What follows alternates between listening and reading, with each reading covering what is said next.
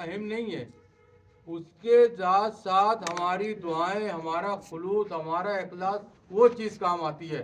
اگر آپ کی ایک مسجد ٹین کے شیڈ میں چالو ہوتی ہے اور وہ اگر اخلاص اور للہیت کے ساتھ ہے تو وہ کہیں بہت ساری مساجد جو عالی شان ہے اس سے زیادہ کام وہاں ہو جاتا ہے۔ میں بتا نہیں چاہتا ہوں کہ ہم یہ جو مسجد آپ تعمیر کر رہے ہیں اس میں ہم اپنا حصہ لگائیں۔ نبی کریم صلی اللہ علیہ وسلم نے جب ہجرت کی، قبا میں پہنچے، مسجد تعمیر کی، اور آپ تاریخ دیکھیں گے جب مدینہ پہنچے اور جب ان یتیم بچوں سے زمین خریدی گئی تو اللہ کے رسول خود 2-2 3-3 اینٹ لے کے چلتے تھے، خود دوسرے صحابہ کرام سے زیادہ محنت کرتے تھے اور وہ مسجد کی تعمیر کی۔ تو میرے بھائیوں، صرف وہ مسجد کی تعمیر کرا لینا دوسروں کے ذریعے نہیں، اس کے اندر ہماری خود کی بھی محنت لگنی چاہیے۔ اور جب آپ اگر 2 پیسہ کماتے ہیں تو اس کو خرچ کرنے میں تکلیف ہوتی ہے، اور اگر آپ کے پاس 10 پیسہ فری میں آتا ہے تو آپ 10 پیسہ لٹا دیتے ہیں، آپ کو کوئی تکلیف نہیں ہوتی ہے۔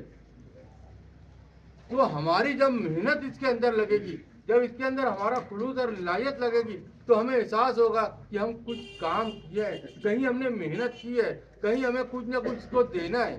تو میرے بھائیوں، جب یہ ساری چیزیں آتی ہے تو پھر برکات کا نزول ہوتا ہے۔ آپ پوری تاریخ دیکھ جائیے، بلکہ میں وہ ایک واقعے کی طرف اشارہ کر دوں کہ نبی کریم صلی اللہ علیہ وسلم کے زمانے میں مسجد نبوی میں ایک خاتون، ایک بوڑھی خاتون، وہ صاف صفائی کرتی تھی، جھاڑو لگایا کرتی تھی۔ اس کا رات میں انتقال ہو گیا، 11-12 بجے کچھ قریب اللہ کے رسول سو چکے تھے، تو صحابہ کرام نے ان کو، اللہ کے رسول کو بتایا نہیں، خود اٹھائے لے کے گئے اور ان کو دفن کر دیا۔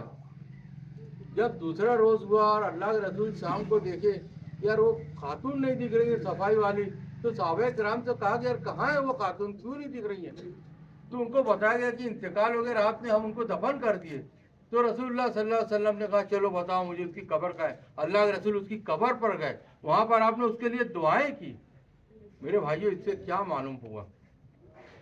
ایک بوڑھی خاتون جو جھاڑو دے رہی ہے، نبی رحمت للعالمین وہ خود جاتے ہیں اس کی قبر پر اور اس کے لیے دعا کرتے ہیں۔ تو میرے بھائیوں، ہمارا تعلق اس مسجد سے ایسے ہی ہونا چاہیے جیسے اس بوڑھی کا تھا۔ یہ نہیں کہ یہ مؤذن آئے صاف کرے، وہ آئے تو یہ نہ، ہمیں خود اس میں حصہ لینا چاہیے اور اپنی ذمہ داری سمجھنا چاہیے۔ آج مساجد بڑی عالی شان بن رہی ہے، بڑی بڑی بن جاتی ہے، مؤذن ایک ہوتا ہے، بوڑھا ہوتا ہے، جوان ہوتا ہے، نہیں کر پاتا ہے پورا کام۔ میں جانتا ہوں، ہم بہت مساجد دیکھتے ہیں۔ تو میرے بھائیوں، یہ ہمیں آج سے اپنے دل میں یہ چیز رکھنا چاہیے کہ ہم جب بھی مسجد کے اندر آئیں تو کہیں صفائی ہو نہ ہو، ہم دیکھیں، ہم صاف کر دیں، نہ کہ مؤذن کو الجھیں، نہ امام سے الجھیں۔ یہ ہماری ذمہ داری ہے۔ ہم کسی کو تنخواہ دیتے وہ الگ چیز ہے، وہ صاف صفائی کا ذمہ دار ہے، ایک الگ چیز ہے، لیکن ہمارا بھی تو کچھ کام ہے۔ جیسے کو ہم وضو کریں، نماز پڑھیں، نکل جائیں، اتنا ہی ہمارا کام ہے؟ نہیں میرے بھائیوں، مسجد سے وہ لگا ہونا چاہیے۔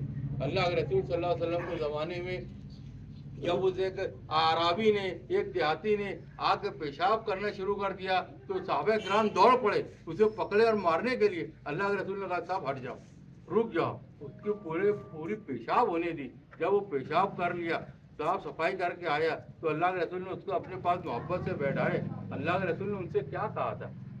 کہا دیکھو تم جانتے نہیں ہو، یہ اللہ کا گھر ہے، یہ مسجد ہے، یہاں پر گندگی نہیں کی جاتی ہے۔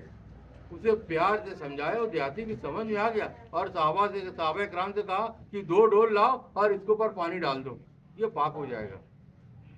میرے بھائیوں، مساجد سے یہ میں واقعہ اس لیے بتا رہا ہوں کہ ہمیں یہ درس ملتا ہے کہ ہم لوگوں کے ساتھ سختی نہ کریں۔ اگر کوئی جان بوجھ کے کچھ کرتا ہے وہ الگ چیز ہے، لیکن کچھ چیزیں انجانے میں ہو جاتی ہیں، آدمی نہیں جانتا ہے، نہیں سمجھ پاتا ہے، تو یہ واقعہ ہم کو بتاتا ہے کہ ہم اپنے اندر کتنا صبر رکھتے ہیں۔ صحابہ کرام تو فوراً دوڑ گئے۔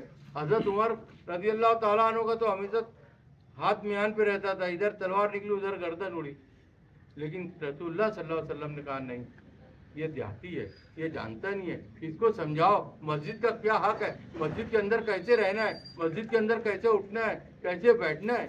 میرے بھائیوں، آپ تاریخ پڑھیے، بہت ساری چیزیں آپ کو ملیں گی۔ خیر، بات دوسری طرف چلی گئی۔